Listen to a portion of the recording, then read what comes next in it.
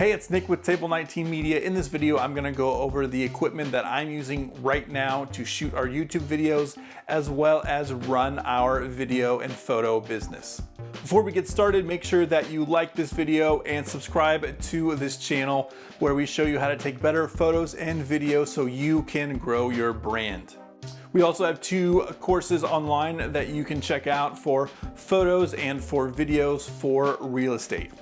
The first piece of equipment that I want to go over today is the Sony a7 III. Now, we upgraded to this camera last year in about September 2019. Previously, we had been using the Canon 5D Mark II for about 5 or 6 years, and we definitely wanted to upgrade and have a better autofocus system and be able to shoot in 4K. And the Sony a7 III has been a fantastic camera for all of that, from obviously the 4K resolution, also being able to switch over and shoot 120 frames at 1080p. Also, the autofocus and the colors have been fantastic.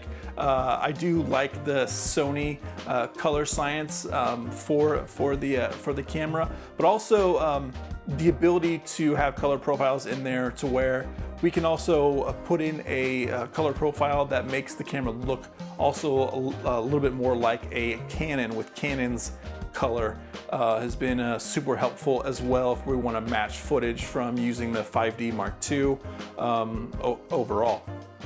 We did get this battery grip by Sony, the official Sony battery grip for the a7 III, so that we can fit 2 batteries in here, so we're able to shoot a longer if we need to for a client or a wedding or something like that. So that's been super helpful. But overall, I'm very satisfied, very happy with the a7 III and the type of images that we're getting, whether we're shooting in S-Log or if we are shooting in HLG. The colors, the overall versatility of the camera, and the touchscreen focus have been huge improvements from upgrading from the 5D Mark II.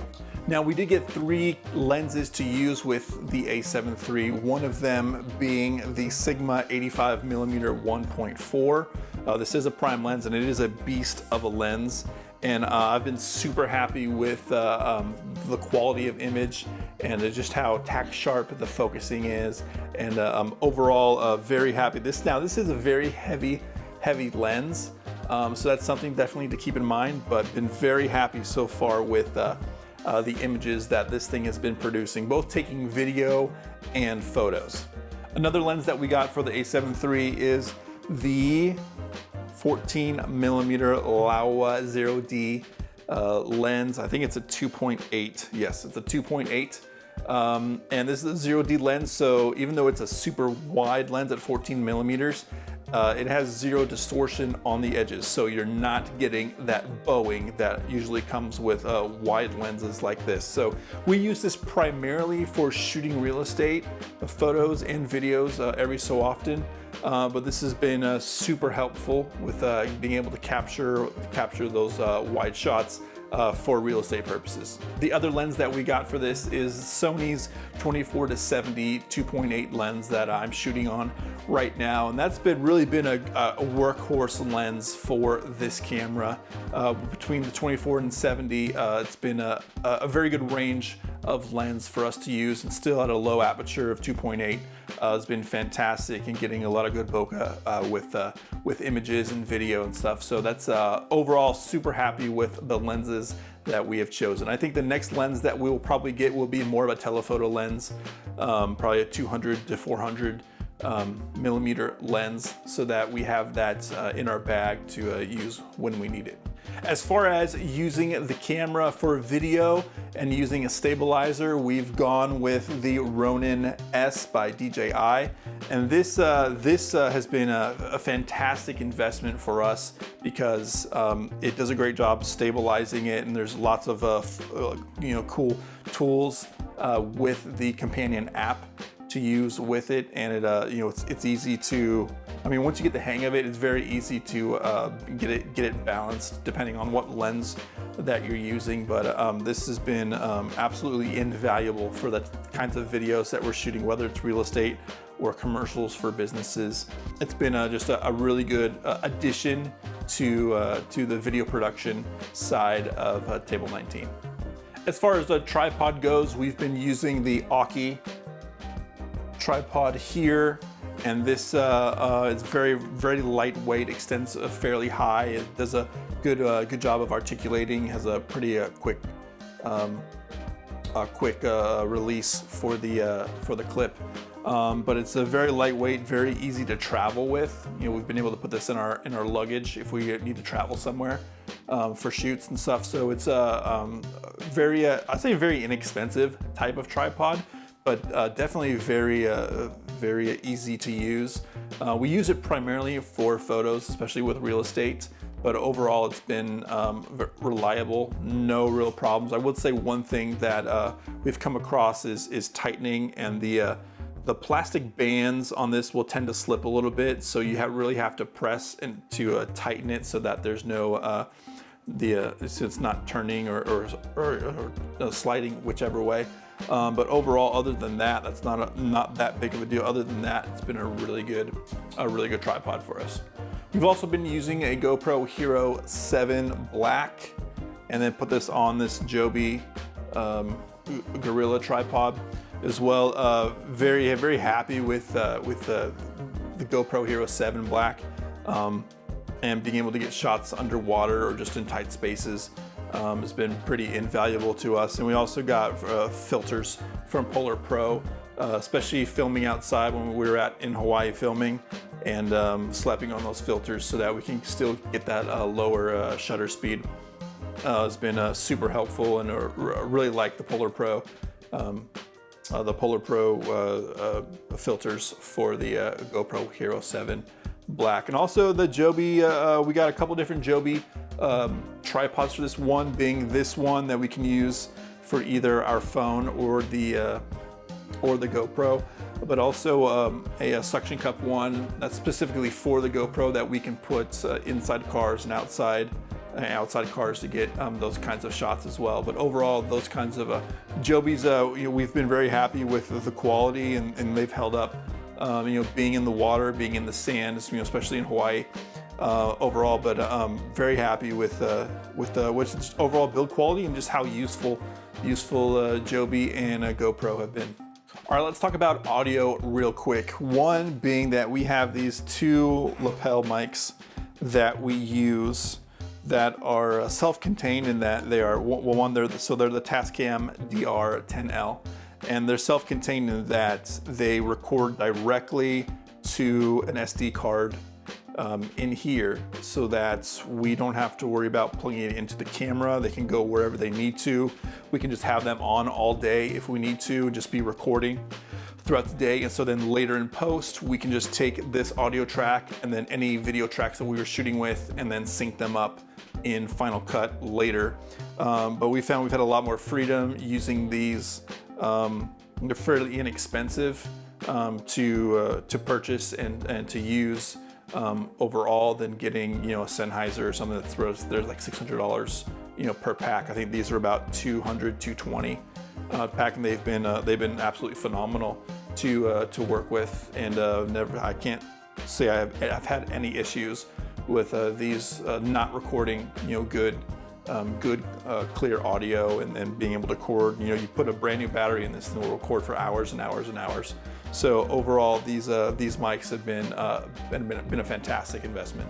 We also have the Rode video mic, which we use on top of our Sony a7 III to capture audio, even if it's just to have ambient audio around us, even though we're using the mics just as a backup audio source for whatever reason.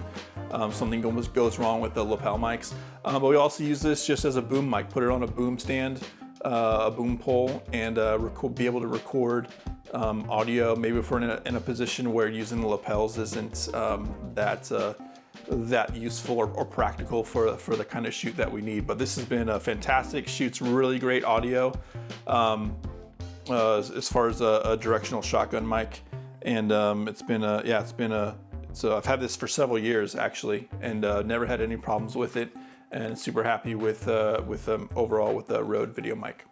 Now, the drone that we've been using for the last year and a half has been the DJI Mavic Air, And it's been a fantastic piece of equipment that we've been able to really travel with. When we got this, we thought, you know, we're gonna be actually looking at the next year or so, we're gonna be doing a lot more traveling, especially as we go to Hawaii. We went to Norway with this, and being able to travel with a fairly compact drone that still is able to shoot, you know, 4K footage at 24 or 30 frames a second. Has been fantastic. We got some ND filters as well for the drone.